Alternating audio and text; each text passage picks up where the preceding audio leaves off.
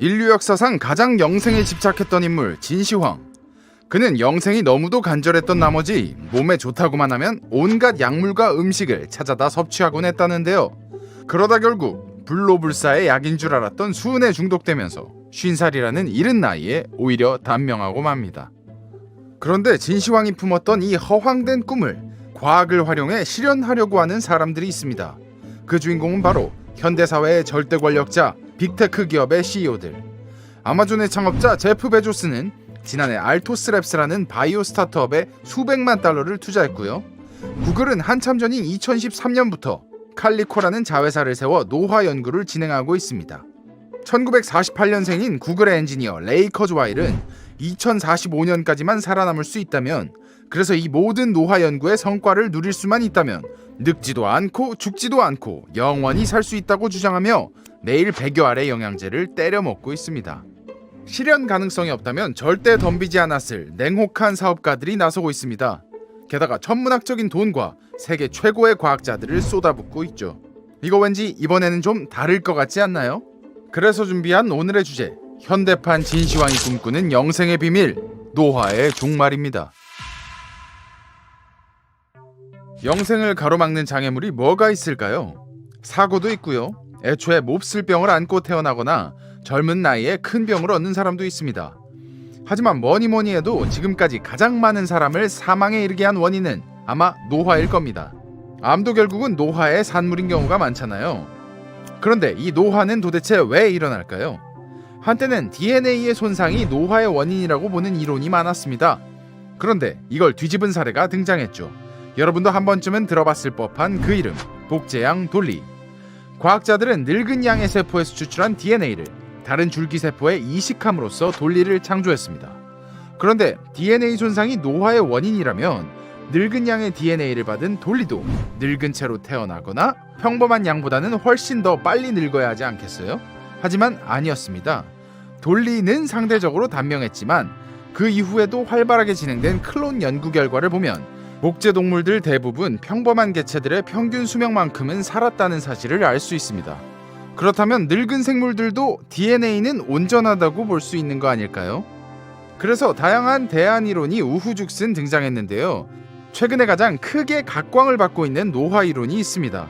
바로 하버드 의대의 유전학 교수 데이비드 싱클레어가 제안한 노화의 정보 이론인데요. 싱클레어 교수는 노화의 원인으로 DNA와는 전혀 다른 조직을 지목하면서 이 연구를 진척시키면 노화를 멈추게 할 수도 있고 심지어는 되돌릴 수도 있다고 주장했습니다. 이 가능성을 단적으로 보여줄 수 있다며 2장의 사진을 내세웠는데요. 그 사진의 주인공은 바로 싱클레어 교수 자기 자신. 사진 속 50대의 싱클레어 교수는 그보다 수년 전에 찍은 40대 시절의 모습보다 확실히 젊어 보입니다. 연구실에서 측정한 신체 나이도 약 10년 정도 젊어졌다고 했고요. 이게 어떻게 된 일일까요? 데이비드 싱클레어의 노화의 정보 이론 정리 나갑니다. 생소한 용어가 많아서 분명히 어려울 겁니다. 하지만 잠깐 머리 아픈 걸 참으면 내 건강 수명을 100년쯤 늘릴 수 있다고 생각해보세요. 집중하시는 게 좋지 않을까요? 눈 크게 뜨시고 귀 쫑긋 세우시고 이제 들어갑니다. 싱클레어 교수의 핵심 주장은 다음과 같습니다. 노화는 DNA가 손상돼서가 아니라 후성 유전체에 있는 정보가 상실되면서 발생한다. 후성 유전체. 난생 처음 들어본 분들 많으시죠? 저도 이번에 처음 들었는데요. 이게 뭔지 이해하기 위해서 우리는 세포 이야기를 잠깐 해봐야 합니다. 우리 몸에는 약 40조 개의 세포가 있고 이들은 피부, 신경, 면역 등등 약 200가지 유형으로 나뉘는데요. 그런데 이 모든 세포에 들어있는 DNA는 똑같습니다. 약 2만 개의 유전자로 구성되어 있죠. 그러니까 모든 세포가 완전히 똑같은 유전 정보를 담고 있는데 어떤 과정을 거쳐서 서로 다른 종류로 분화하기도 하고 아예 다른 기능을 수행하기도 하는 거예요. 바로 이 어떤 과정을 관장하는 제어 시스템을 통틀어서 후성 유전체라고 부릅니다. 후성 유전체는 다양한 화학작용을 통해 DNA 안에 있는 유전자 중 어떤 건 켜고 어떤 건 끔으로써 결과적으로 세포의 종류와 기능을 결정하는데요. 이해를 돕기 위해서 비유를 하나 해보면요. DNA가 피아노라고 한다면 DNA 속 하나하나의 유전자는 피아노 건반에 해당합니다. 후성 유전체는 이 건반 중 어떤 건 누르고 어떤 건 그냥 내버려 둠으로써 어떤 음악이 연주될지를 결정하는 피아니스트예요. 건반이 어떤 음을 내게끔 조율돼 있다고 해서 그 소리가 저절로 나는 거 아니잖아요. 피아니스트가 손가락으로 눌러야만 소리가 나죠. 그러니까 이 후성 유전체는 2만 개의 건반을 골라 두드림으로써 세포라는 음악을 연주해내는 마에스트로인 거죠. DNA를 요리책, 후성 유전체를 요리사로 비유해 볼 수도 있겠네요. 그렇다면 이 후성 유전체는 어떤 이유로 정보를 상실하고 그 결과로 노화를 경험하게 될까요? 피아니스트의 비유를 이어가 보겠습니다. 아름다운 선율을 연주하던 피아니스트에게 누군가 다가와서 엉뚱한 건반을 누릅니다. 그러면 피아니스트는 그 사람을 말리거나 엉뚱하게 눌린 건반도 음악과 어우러지도록 화음이 맞는 다른 건반을 얼른 눌러야 합니다. 그러면 주의도 산만해지고 손가락도 부족하니까 원래 누르기로 했었던 건반은 못 누르게 되겠죠? 그렇게 세포라는 음악은 뒤죽박죽이 되고 맙니다. 여기서 피아니스트를 방해하는 사람에 해당하는 건 바로 DNA 손상입니다. 세포 분열을 너무 많이 하거나 방사선이나 유해한 화학물질에 노출될 경우 DNA는 손상될 수 있는데요. 이런 일이 벌어지면 시르투인을 비롯한 후성 유전인자들은 DNA가 손상된 곳으로 확 몰려서 복구 작업을 시작합니다. 일종의 긴급 출동 대원들이죠. 이들은 세포가 분열을 하지 못하게 막고 오직 DNA 복구에만 집중하도록 유도하는데요. 그런데 이 후성 유전인자들은 긴급 상황이 아닐 때 담당하고 있는 역할이 따로 있습니다. 바로 특정 유전자의 발현을 억제하는 일인데요. 평소에 이 후성 유전인자들이 2만 개의 유전자 중 이 세포에 맞지 않는 유전자가 나대는 것을 막고 있기 때문에 이 세포는 안정적인 상태를 유지하고 있는 겁니다. 그런데 이렇게 억누르고 있던 대원들이 다른 곳에 동원되니 어떻게 되겠어요? 평소에 숨죽이고 있던 유전자가 슬슬 기지개를 켜지 않을까요? 이런 방식으로 세포는 기존의 정체성이 흔들리게 되고 기능도 점점 잃게 됩니다. 그러니까 정리하면 DNA 손상이 발생하고 이걸 복구하기 위해 후성 유전인자가 기존 역할은 내팽개치면서 엉뚱한 유전자들이 길을 펴게 되고 그래서 결국 세포의 안정성이 무너진다가 되겠네요. 이런 손상이 너무 강력하거나 자주 발생해서 그 여파가 축적되는 과정이 곧 세포의 노화입니다. 그리고 이런 세포의 노화가 모여 개체의 노화로 이어지죠. 그렇다면 노화를 막기 위해서는 어떻게 해야 될까요? 가장 먼저 떠오르는 방법은 DNA의 손상을 막는 일일 겁니다. 그런데요, DNA의 손상을 아예 막을 방법은 없습니다. 왜냐하면 세포가 정상적으로 분열하기 위해 DNA를 복사할 때도 손상은 일어나기 때문이죠. DNA 손상이 무서워서 복사를 막는다면 생물이 태어나고 자랄 수가 없습니다. 그러니까 DNA 손상은 오직 줄이는 게 최선입니다. 유해한 화학물질이나 방사선에 노출되는 일을 피하는 방법 정도가 있겠죠. 하지만 이 방법으로는 노화를 막지는 못하고 그저 늦추기만 할 뿐입니다. 그렇다면 어떻게 해야 하나? 똑똑한 분들은 이미 생각나셨을 것 같은데요. 손상을 막을 수 없다면 복구 기능을 강화해야 합니다.